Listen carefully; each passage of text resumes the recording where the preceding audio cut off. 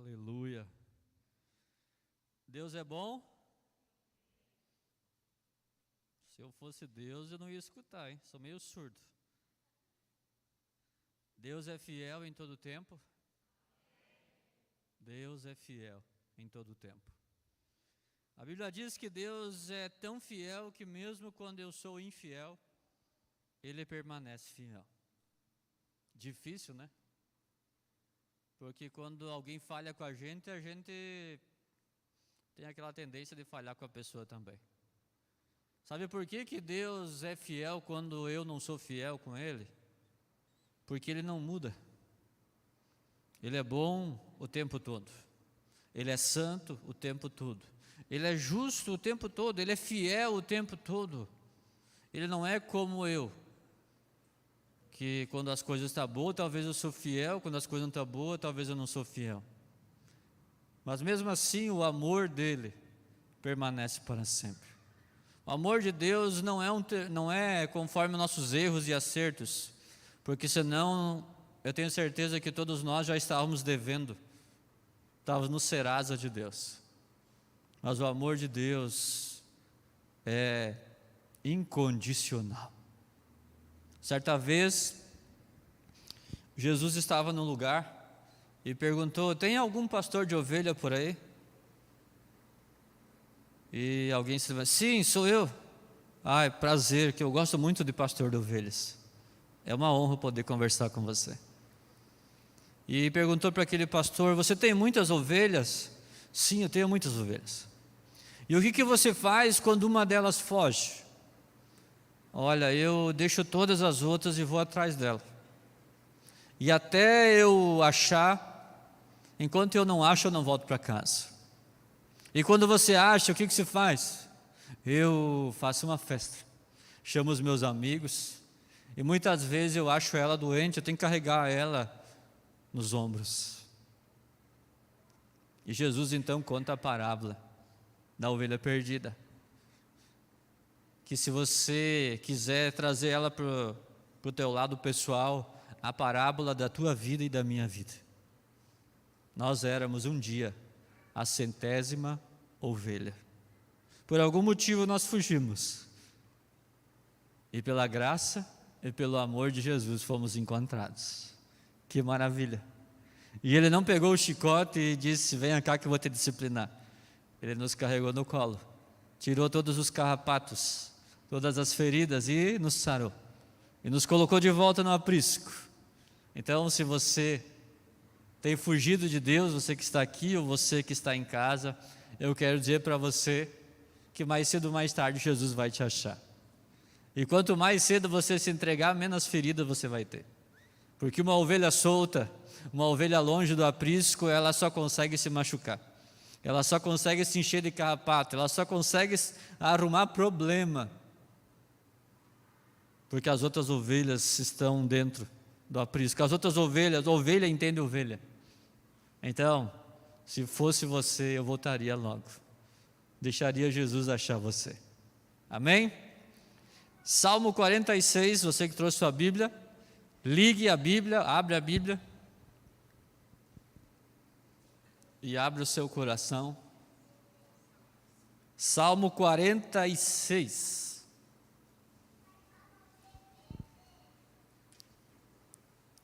Salmo 46. Amém? Todos acharam? Diz assim: Deus é o nosso refúgio e a nossa fortaleza, auxílio sempre presente na adversidade. Por isso não temeremos, ainda que a terra trema e os montes afundem no coração do mar, ainda que estrondem as suas águas turbulentas e os montes sejam sacudidos pela sua fúria.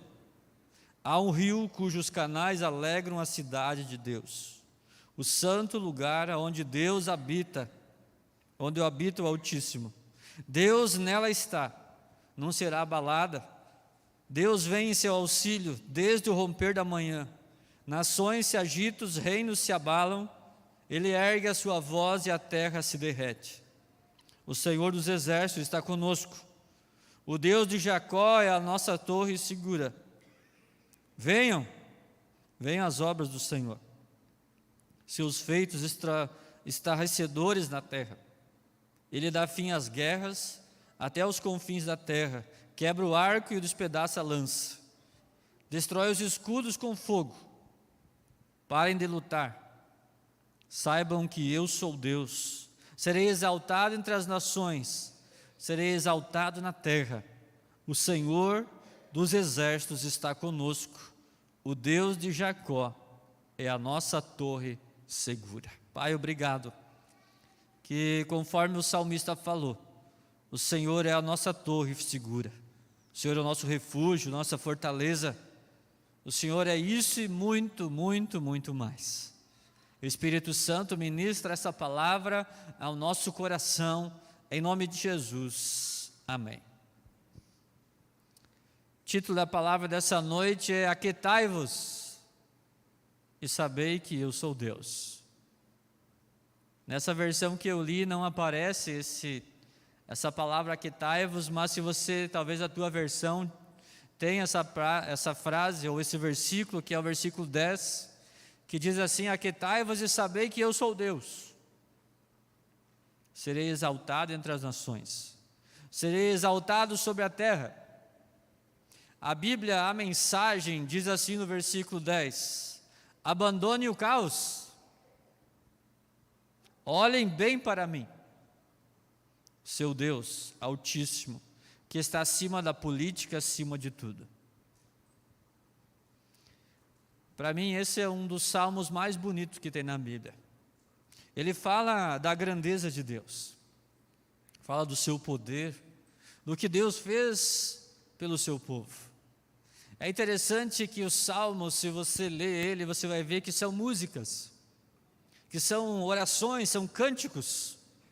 E aqui era o cântico de Coré, diante daquilo que Deus estava fazendo naquela nação, diante daquilo que Deus fez no passado, estava fazendo e iria fazer. Há uma grande possibilidade desse salmo ter sido escrito num tempo de guerra, num tempo onde Jerusalém estava cercado por seus inimigos. O rei Ezequias provavelmente é o autor desse salmo, junto com o Salmo 47 e 48. Além de rei, ele era um poeta, era um escritor. E você reparou, talvez, que no teu salmo, na tua Bíblia, tem a palavra pausa, ou selá, interlúdio, prelúdio, interlúdio provavelmente, né? Isso quer dizer o quê? Que era uma música. Eles estavam cantando, o Senhor é o nosso refúgio, a nossa fortaleza, e vai até o 3 e pausa. Depois tinha um refrão e começava a cantar de novo. Era uma canção de gratidão, uma canção de esperança. Era uma canção que falava dos atributos de Deus. E o salmista começa falando sobre quem é Deus, antes de falar do problema. Ele diz: Deus é o nosso refúgio e a nossa fortaleza. Deus está disponível, Deus está presente em qualquer situação.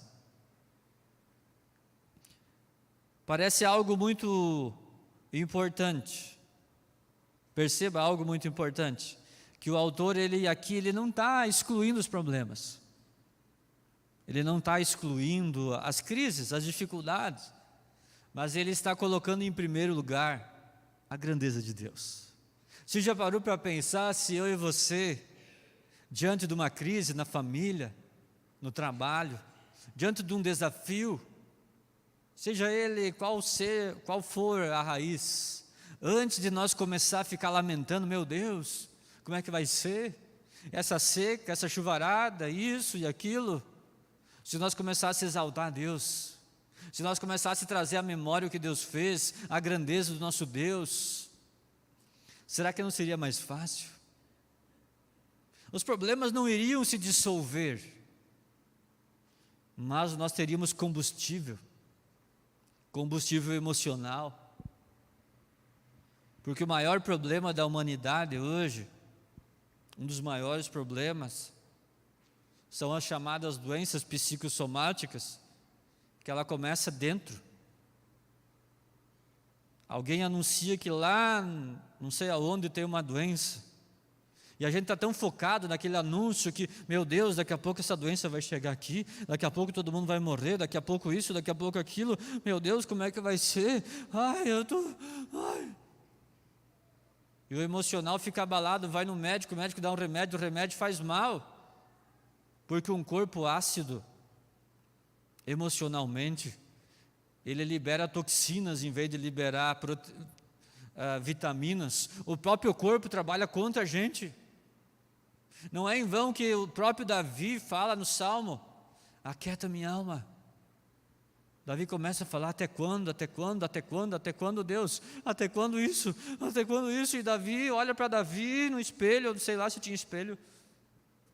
E ele diz: cara, se liga, aquieta a tua alma, descansa no Senhor. E aí o Davi diz: é verdade. Davi fala para o próprio Davi. E às vezes é necessário nós conversar com nós mesmos. Quem aqui nunca conversou consigo mesmo? Faça uma experiência, tenha esse hábito de conversar com você mesmo, de elogiar você mesmo, de criticar você mesmo. Se você se elogiar, você vai ter mais facilidade de elogiar os outros. E se você talvez se criticar mais, você vai ter facilidade de criticar menos os outros. São exercícios que a gente vai aprendendo. Não é que eu sou velho, mas a vida nos ensina algumas coisas. E eu louvo a Deus porque eu ando com pessoas que me ensinam, que me motivam. Jeremias estava vivendo em um ambiente caótico, estranho, difícil. Tal era a situação que o nome do livro que ele escreveu foi Lamentações de Jeremias.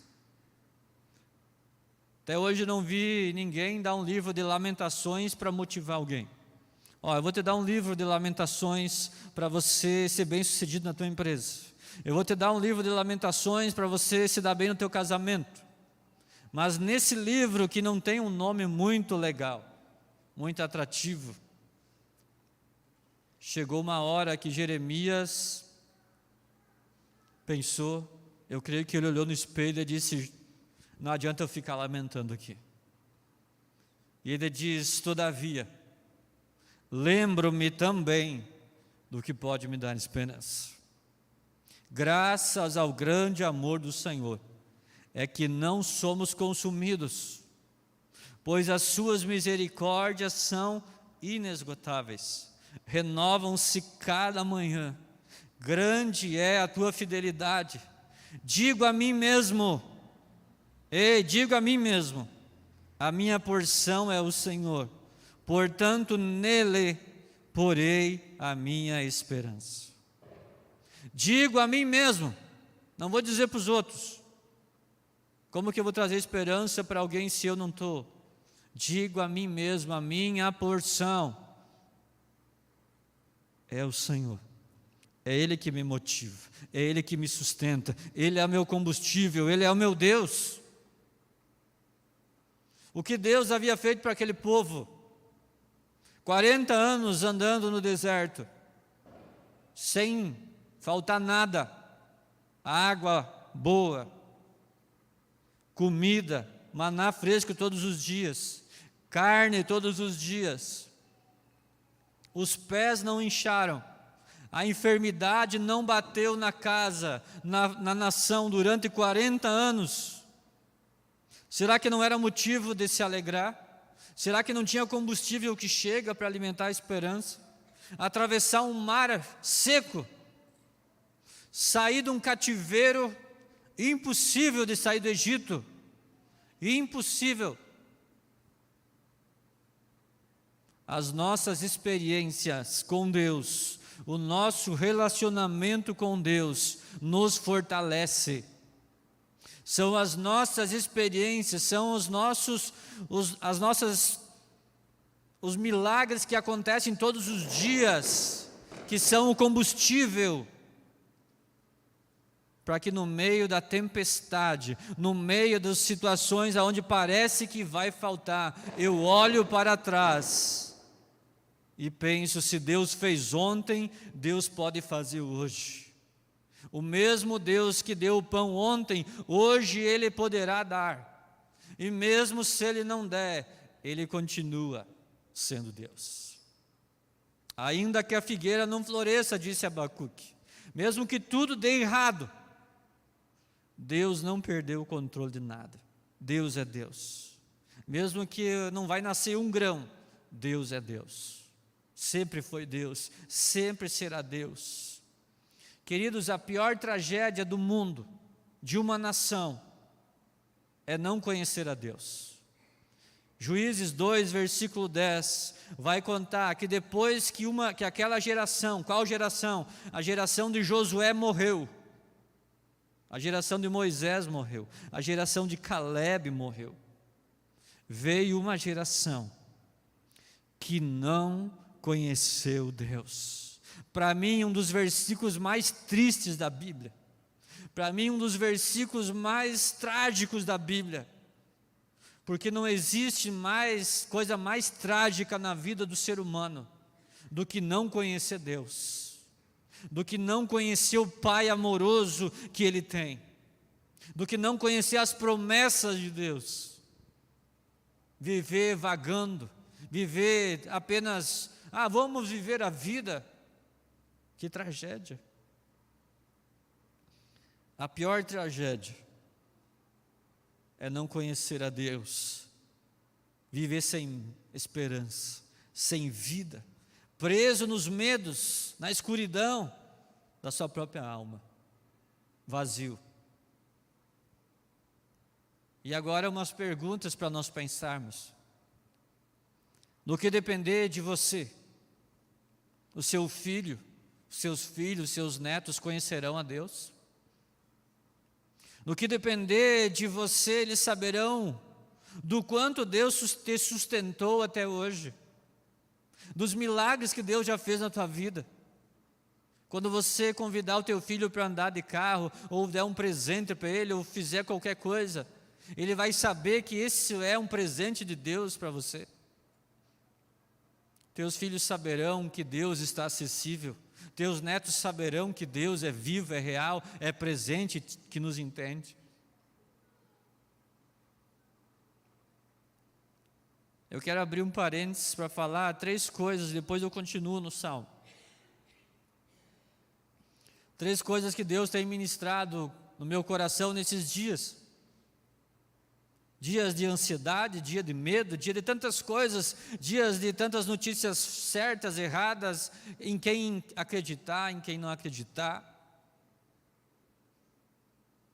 Primeira coisa que Deus falou comigo nessa semana.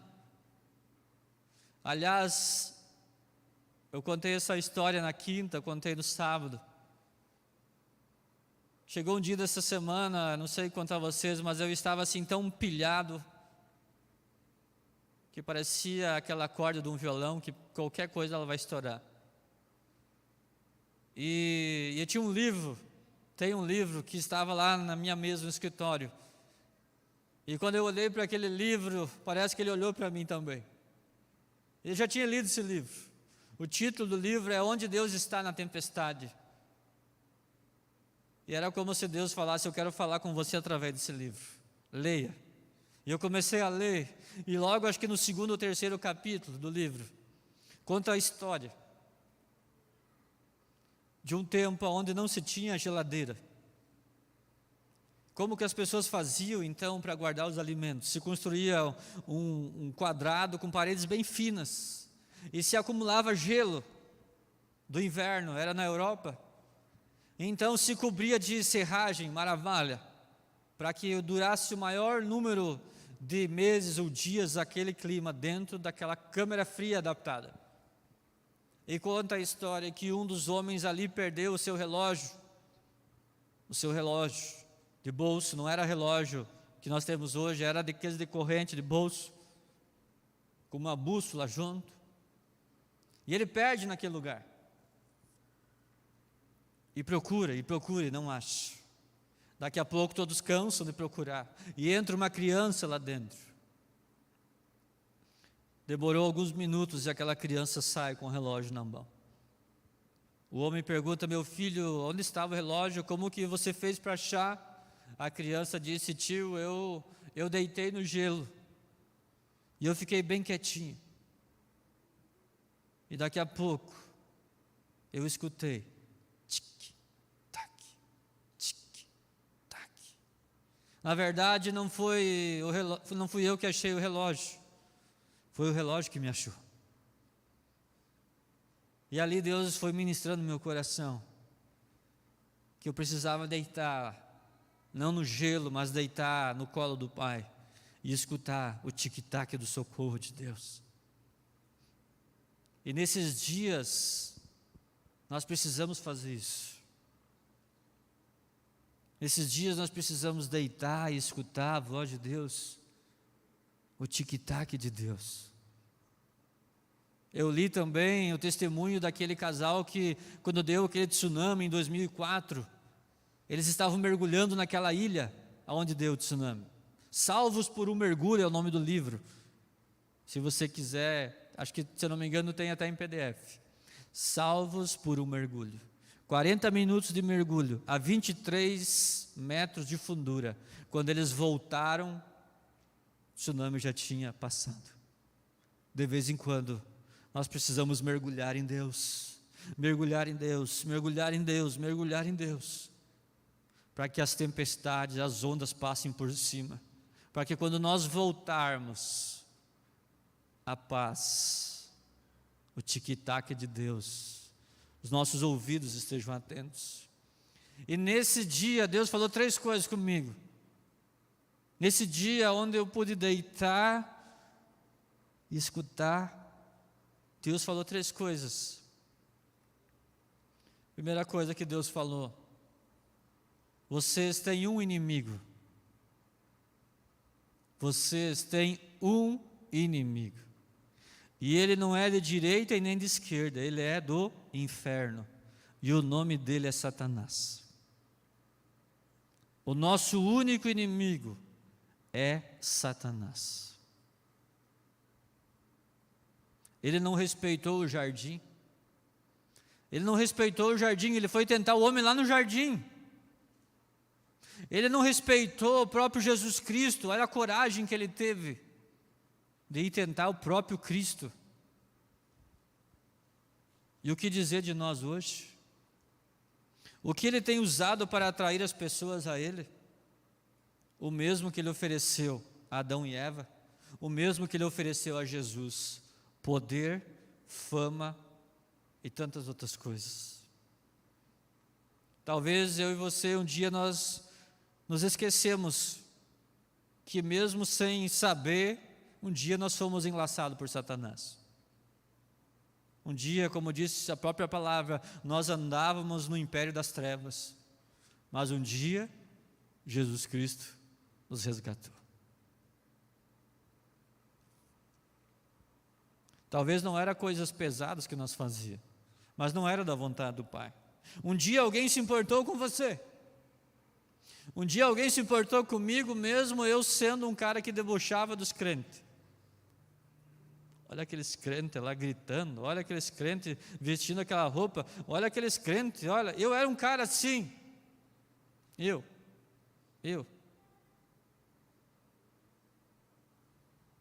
Mas um dia Deus usou uma pessoa que nos bastidores estava orando, não se cansou desse cascadura. E um dia, Jesus me encontrou. Da mesma forma hoje, ainda existem pessoas que não são nossas inimigas, porque talvez acreditam numa outra ideologia, não são nossos inimigos. O nosso único inimigo é Satanás. E essas pessoas, como todas as outras, carecem, assim como eu careço, do amor, da graça e da misericórdia de Jesus. Não sou eu que mudo ninguém. Não é a igreja que muda ninguém. Aliás, o próprio Jesus Cristo disse: venham a mim, todos, que estáis cansados, sobrecarregados, que eu vos aliviarei. A segunda coisa que Deus falou comigo é que se existe um inimigo, existe uma arma certa. Existe uma arma certa. 2 Coríntios 10, 3-5 diz assim: pois embora vivamos como homem, não lutamos segundo os padrões humanos, as armas com as quais lutamos não são humanas. Pelo contrário, são poderosas em Deus, para destruir fortalezas, destruir argumentos e toda pretensão que se levanta contra o conhecimento de Deus. E levamos cativos todo pensamento para torná-lo obediente a Cristo. A batalha não é terrena, não é desse mundo. Se não é desse mundo, então as armas não podem ser desse mundo. Porque se nós lutar com as mesmas armas que o nosso inimigo, nós não vamos ser diferentes do nosso inimigo. Se nós combater o mal com o mal, nós nunca vamos vencer. A Bíblia diz o quê? Combatam o mal com o bem, para que o inimigo seja, para que nós possamos amontoar brasas na cabeça do nosso inimigo. Porque o diabo tem duas coisas que ele não pode fazer. O diabo dá dinheiro, o diabo dá poder, o diabo cura. O diabo não liberta porque ele é o cara que prende, né? Então ele não liberta ninguém. Mas ele cura, por algum tempo ele cura. Mas o diabo, o nosso único inimigo, ele não pode amar e perdoar. Ele não pode, porque o amor habita em Cristo.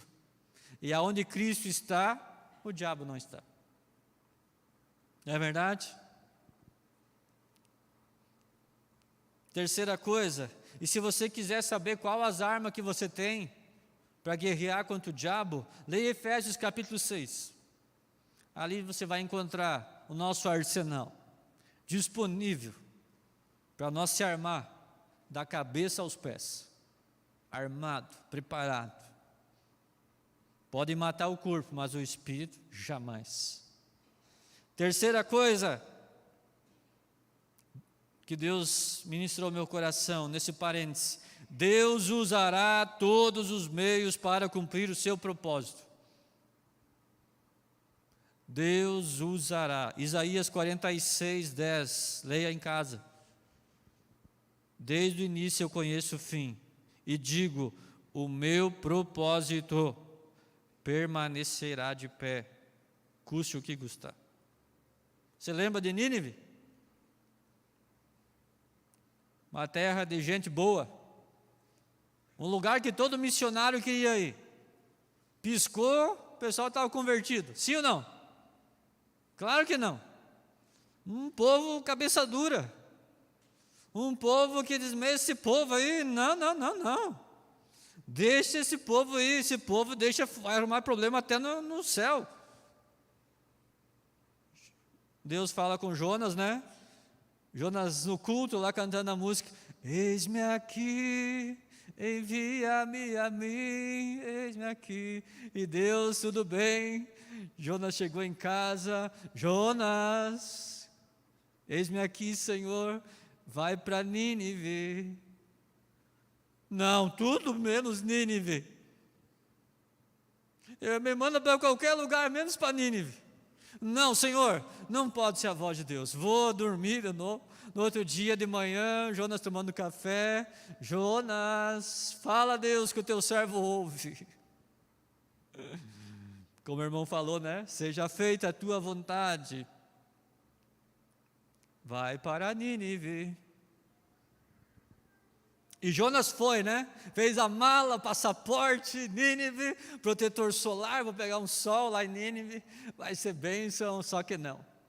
Jonas pegou o barco, Nínive era para a direita, Jonas foi para a esquerda, disse: não quero saber. Quanto mais longe, qual é que é o lugar mais longe de Nínive? Tarsis, então é para lá que eu vou. Me dá uma passagem só de ida, e risco o meu nome que eu passei por aqui. Nem me conhece. E lá no meio do barco, Jonas, diz a palavra, que pegou o último lugar, né? lugar bem escondido, lá no porão, diz, olha, pode ser aqui, indo para longe de Nínive, pode ser qualquer lugar.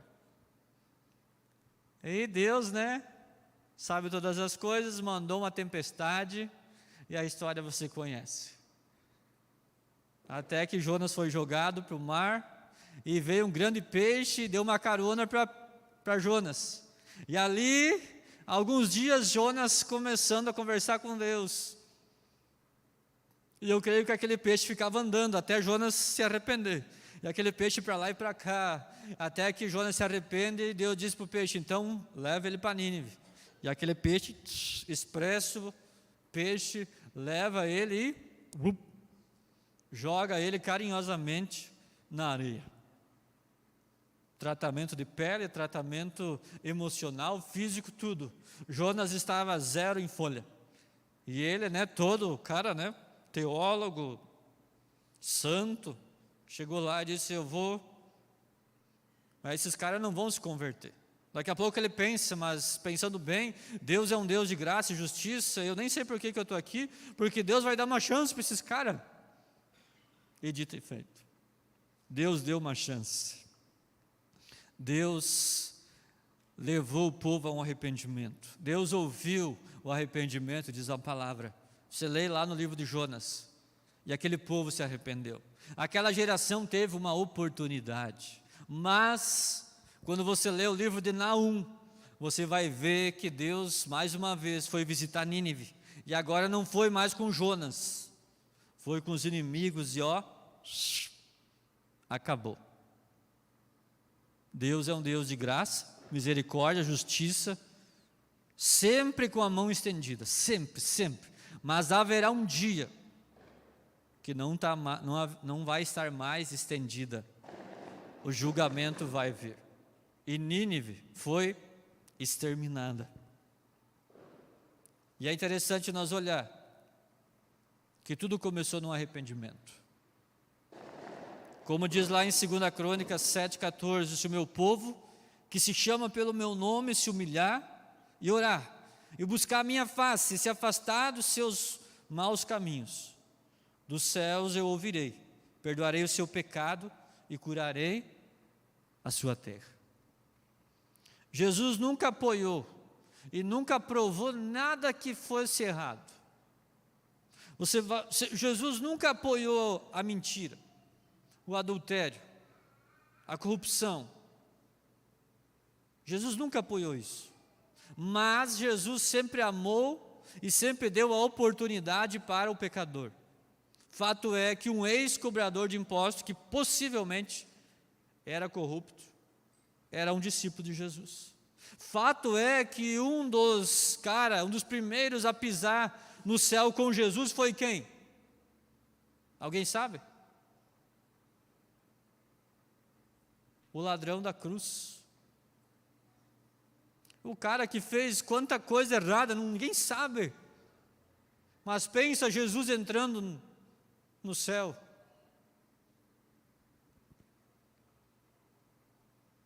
Jesus sempre dá oportunidade. Mas Jesus nunca apoia aquilo que vai contra Deus. Isso jamais. Jamais, jamais, jamais, jamais. E é por isso que a palavra diz lá em João 8,32, conhecereis a verdade, e a verdade vos libertará. A palavra liberta, a palavra é uma bússola.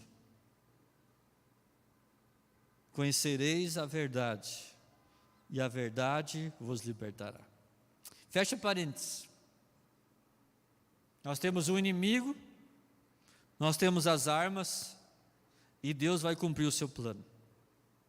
Só não será salvo quem não quiser ser salvo. Só não entrará no céu quem não quiser entrar no céu. Porque no que depender de Deus, todos são salvos. No que depender de Deus, porque a cruz é suficiente. A cruz é suficiente. E todas as vezes, escute bem, Jesus mesmo disse que quando Ele veio ao mundo, Ele não veio para trazer paz ao mundo, mas Ele veio para trazer guerra. O dia que você se converteu, O dia que você disse, a partir de hoje, Jesus entra aqui na minha casa, você é o meu Senhor. Muitas pessoas que você achava que eram teus amigos, se tornaram teus inimigos. Mesmo que você parou de mentir, roubar, matar, se prostituir, mesmo que você se posicionou, de alguma maneira eles se tornaram teu inimigo. Então, uma coisa é certa, cada vez que a gente se posiciona, já falei isso para vocês uma vez, cada vez que a gente se posiciona, nós arrumamos amigos e inimigos. Não existe meio termo. É igual aquela história do muro, lembra? O cara sonha que está andando no muro, e de um lado o povo diz, desce, vem para cá, vem para cá, vem para cá, e do outro lado ninguém fala nada. O lado que fala é o lado de Deus, vem para cá, vem para cá.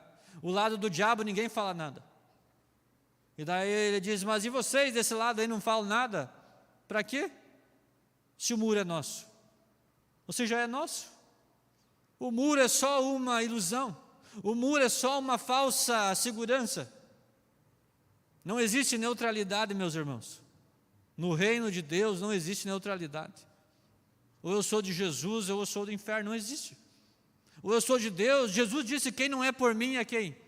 É contra mim. Não sou eu, Jesus disse, leia a Bíblia. Se fosse Pedro que falou, Paulo, Jesus mesmo disse, gente, quem não é por mim é contra mim. Quem não ajunta, espalha. Nós vamos voltar no Salmo 46, versículo 2 e 3 diz, por isso não teremos medos, não temeremos, ainda que a terra trema e os montes afundem no coração do mar, ainda que estronde as águas turbulentas e os montes sejam sacudidos pela fúria. Deus está acima das circunstâncias. É interessante que, se você olhar para a Bíblia, você vai ver que vários versículos falam dos montes. Os montes de Sião, os montes, os que confiam no Senhor são como os montes do Senhor. Eu elevo meus olhos para os montes. A palavra monte para a cultura hebraica era algo assim, que trazia segurança, que trazia um sentido assim, algo inabalável, eram os montes. Agora você imagina, o texto diz, ainda que a terra se mude. Você imagina qual a importância desse salmo para aquele povo. E é interessante também ver que a palavra mar, ela trazia mistério para o povo. Talvez você já olhou um filme que dizia assim, os 7 não sei o que dos mares. Na cultura dos hebreus, a palavra mar era como se fosse algo assim misterioso, tinha muitos segredos no mar, tinha muitas lendas no mar. E diz a palavra aqui, mas ele está dizendo que o mar poderia ser estremecido, ainda que a terra treme e os montes afundem no coração do mar. Coisa que era impossível acontecer aos olhos humanos. Mas, para Deus nada é impossível. Querido, lembre-se disso. Os nossos esforços, as nossas certezas, que a gente vai construindo com o tempo, muitas vezes elas não servem para nada. Basta uma dificuldade e parece que nós esquecemos tudo. Mas Deus é a nossa segurança. Deus está acima de todas as circunstâncias. Ele é o nosso refúgio. Jeremias 5:22 diz assim, acaso vocês não temem? Pergunta o Senhor, não tremem diante da minha presença? Porque fui eu que fiz a terra, areia, porque fui eu que fiz da areia um limite para o mar, um decreto eterno que ele não pode ultrapassar. Ainda que as ondas se levantem, não poderão prevalecer, ainda que ruja, não poderão ultrapassar. Nada e ninguém pode ultrapassar os limites que Deus colocou no céu, na terra e debaixo da terra. Em todo o tempo, Em todo lugar, sobre tudo e sobre todos, existe um Deus soberano, poderoso, que não perdeu, que não é um Deus irresponsável, mas um Deus responsável, soberano, criador, absoluto. E nós facilmente se esquecemos. A palavra dessa noite quer trazer à nossa memória essa grandeza de Deus. A vida se torna tão mais leve, mais suave, quando nós lembramos quem Deus é, o que Ele já fez, o que Ele pode fazer.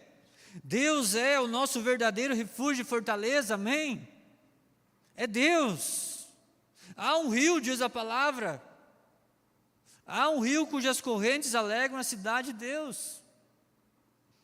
Havia pranto naquele lugar, havia tristeza naquele lugar, mas havia uma promessa, havia uma melodia, havia uma palavra. Há um rio cujas correntes alegram a cidade de Deus. O mais importante não é saber se a cidade está em perigo ou não, o mais importante é saber que nessa cidade habita Deus. Porque se Deus não habita, podemos ter a melhor tecnologia, o melhor exército, o melhor tudo. Mas sem Deus, nós não somos nada. Não é verdade? Sem Deus, nós não somos nada. Querido, quando Deus age na nossa vida, age na nossa família, age na nossa cidade, na nossa nação, nós podemos dizer que há uma invasão de Deus no caos. A ordem invade o caos. O que aconteceu em Gênesis 1? A terra era sem forma e vazia. Era um caos. E o que Deus disse? Haja luz. E houve luz.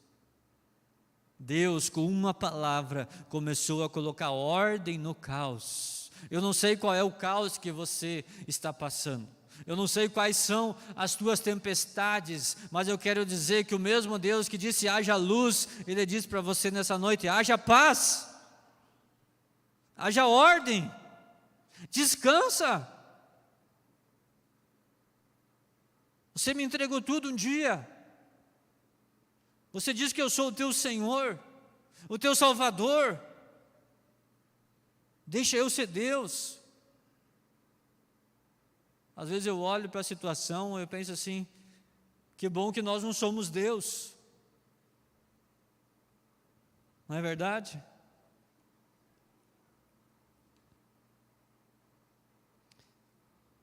Jerusalém era bem fortificada, protegida, mas o salmista coloca a sua segurança no verdadeiro refúgio e fortaleza. Todas as cidades daquela época eram protegidas por muros enormes, largos, onde passava 3 ou 4 carroças, uma do lado da outra, pedras.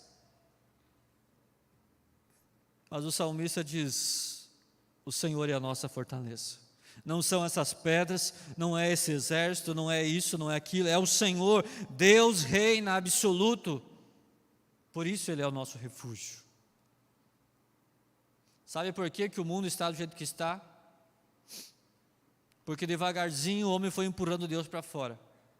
Foi empurrando Deus para fora da escola, não pode mais ler a Bíblia, não pode mais orar. Foi empurrando Deus para fora de casa. Nós não temos mais tempo para fazer o devocional, não temos mais tempo para agradecer, não temos mais tempo para sentar em família, para comer junto. Foi empurrando Deus para fora da cidade. A nossa cidade não precisa de mais igreja, não precisa de mais Deus, precisamos de mais parque, precisamos de mais isso, de mais diversão, de mais aquilo. Vai empurrando Deus para fora, para fora, para fora, para fora. E quando a água bate, não ia, lá naquele lugar. Meu Deus, meu Deus, meu Deus, aonde está Deus? Aonde está Deus? E agora? E agora? Deus está no mesmo lugar, soberano, absoluto, poderoso, amoroso. Deus reina. E aonde Deus reina, Ele traz paz. Aonde Deus reina, Ele santifica tudo. Os reinos se abalam. Foi nós que mudamos. Por isso a desordem. Eu já falei para vocês, todas as vezes que uma coisa não dá certo na nossa vida, foi porque Deus não está no negócio. É eu fazendo, é eu querendo, é eu acelerando, é eu dizendo, vai, agora eu vou. E Deus não falou nada. Mas quando a coisa dá certo, quando a coisa flui, né? Meu, que sorte! Olha que sorte nada!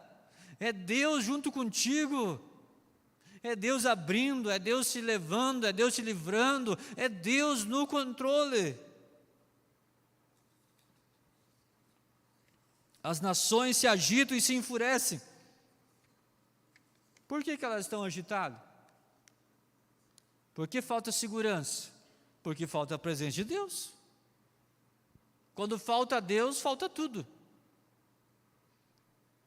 Mas Deus, com a sua voz, coloca paz. Mas de vez em quando a gente quer negociar com Deus, né? Eu lembrei de uma história também que está nesse livro. Quem de nós nunca fez isso? Eu creio que quase todos nós fizemos. Conta que um dia tinha uma criança e estava assustada. E não conseguia dormir. E foi lá no quarto. E disse, pai, mãe, eu posso dormir junto hoje? E daí o pai disse, meu filho, você não está sozinho.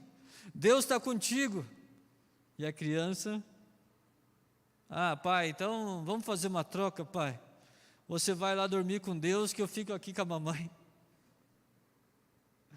Não é assim? Deus está... Não, então você fica com Deus, eu vou ficar com a mamãe, então você dorme com Deus lá, senhor. A gente quer dar um jeitinho.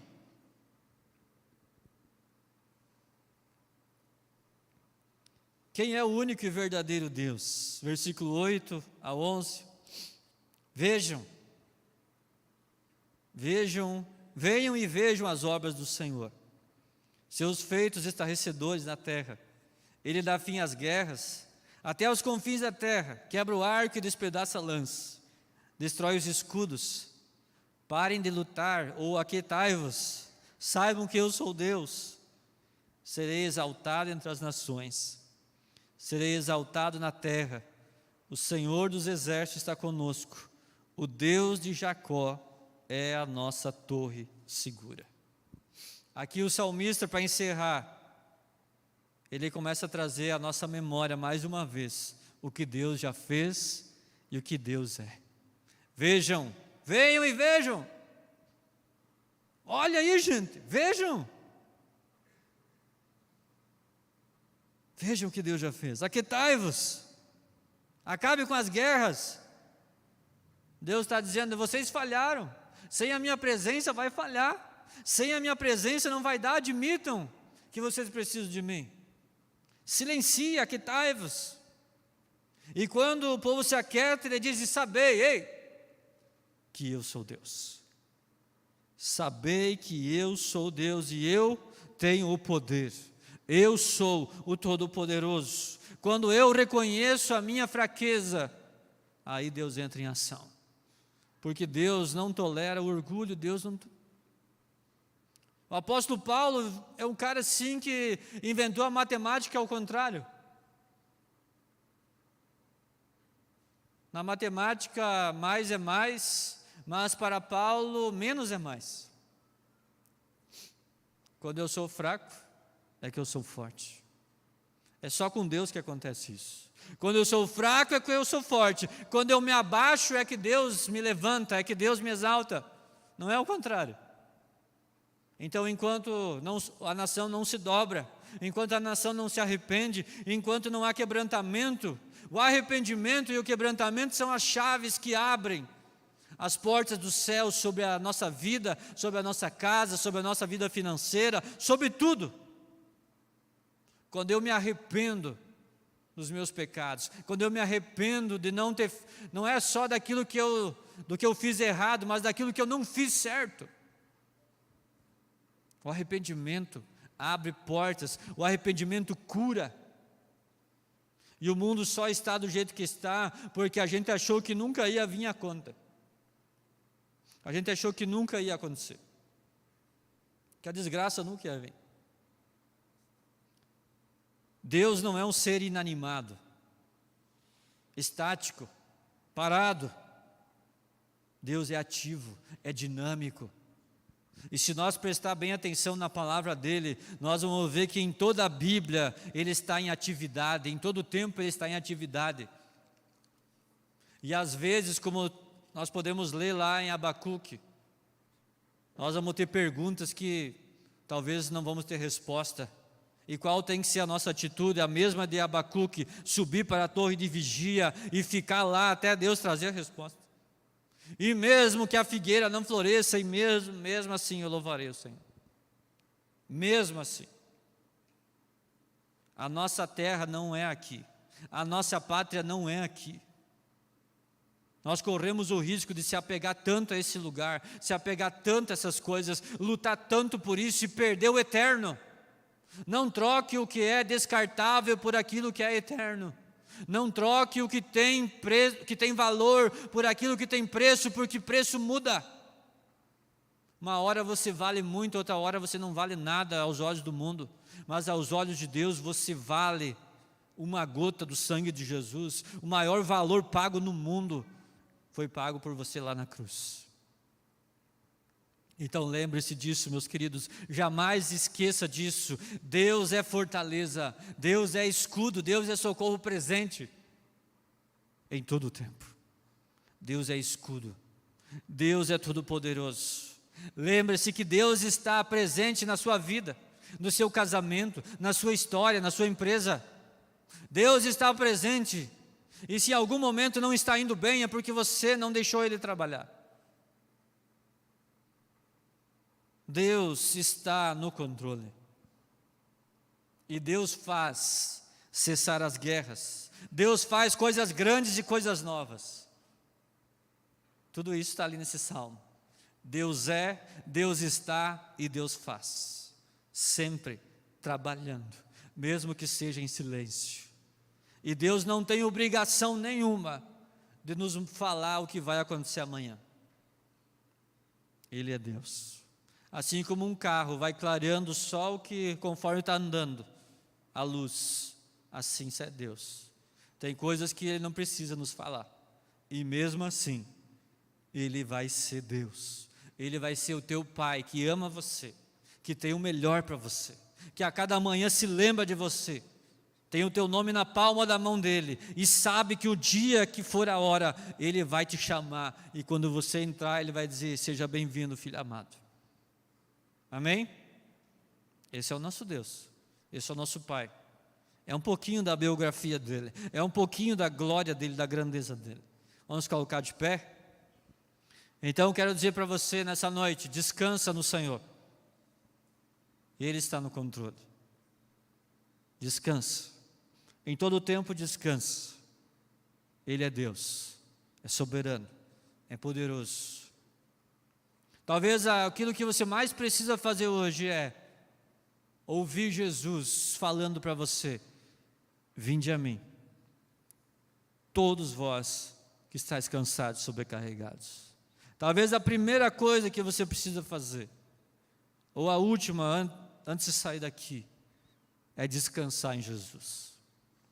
É deixar todo esse peso aqui no altar de Jesus.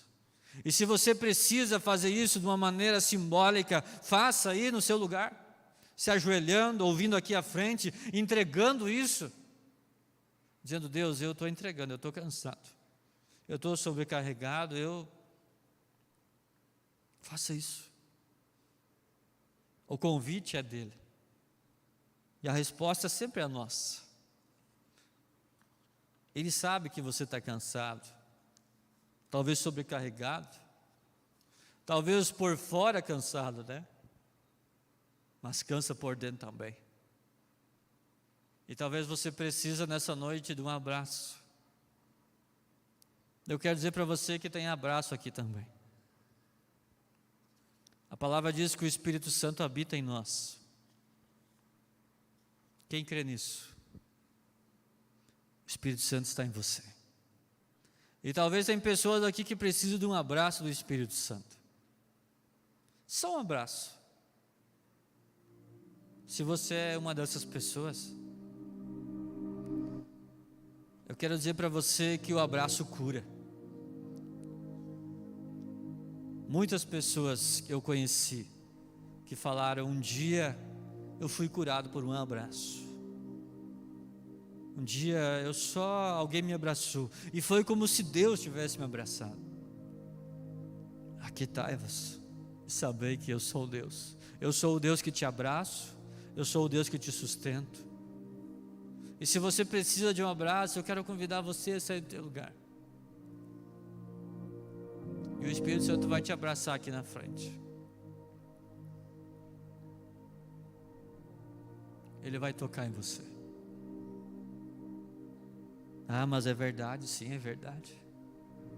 É colocando a nossa fé em ação, colocando a palavra viva. Mas se você não precisa, que bom. Que bom. Ele pode te abraçar na madrugada, de repente te acordar, te abraçar e dizer: filha, eu sei dos teus medos. Filho, eu sei dos teus limites, eu sei que você... E nessa noite Ele está aqui. Como é bom saber que Ele está aqui. Vamos orar. Pai, em nome de Jesus, te damos graças, Senhor. Tu és o nosso refúgio, a nossa fortaleza, o nosso socorro presente em todo o tempo, Senhor. Obrigado, Pai, que podemos nos aquietar no Senhor e ouvir o tic-tac do teu coração. E ouvir o Senhor dizendo: ei, calma, eu estou contigo. Calma, eu sou o teu Deus. Eu conheço os teus limites. Calma, eu estou no controle. Obrigado, Pai, porque assim como Paulo diz, tem dias, tem horas que nós não conseguimos nem orar. Ficamos ali murmurando, gemendo. Mas a tua palavra diz que o Espírito Santo, com gemidos inexprimíveis, intercede diante do Pai por nós. Obrigado, Senhor. Obrigado porque esse rio que diz no Salmo, ele está aqui no nosso meio. Esse rio de água viva. E por onde ele passa, a terra que antes era seca, sem vida, agora ela se torna verde, frutífera. As folhas voltam a brotar e o fruto o ano todo. E até as folhas servem para remédio. Obrigado, Pai, pelas tuas promessas. Obrigado pela tua presença, Espírito Santo. O Senhor sabe que cada um está passando. Cada um que está nos assistindo. Visita esse lar, Pai, que está ansioso. Toca nessa vida que está preocupada. Ei, Deus está contigo, meu filho. Deus está contigo, minha filha. Traz cura, Senhor. Traz cura nesse estômago, nesse coração, nessa coluna, que talvez está atrofiada de tanto estar ansiosa, com medo. E seja curada em nome de Jesus. Receba o toque do Deus Emanuel. Obrigado por essa noite, Pai. A Ti toda a honra, toda a glória e todo o louvor, em nome de Jesus. Amém. Que o amor de Deus Pai, a presença do Cristo vivo e as mais doces comunhões e consolações do Espírito Santo seja sobre a tua casa, seja sobre a tua vida, sobre a tua família, em nome de Jesus. Amém. Que Deus te abençoe e vá em paz, em nome de Jesus.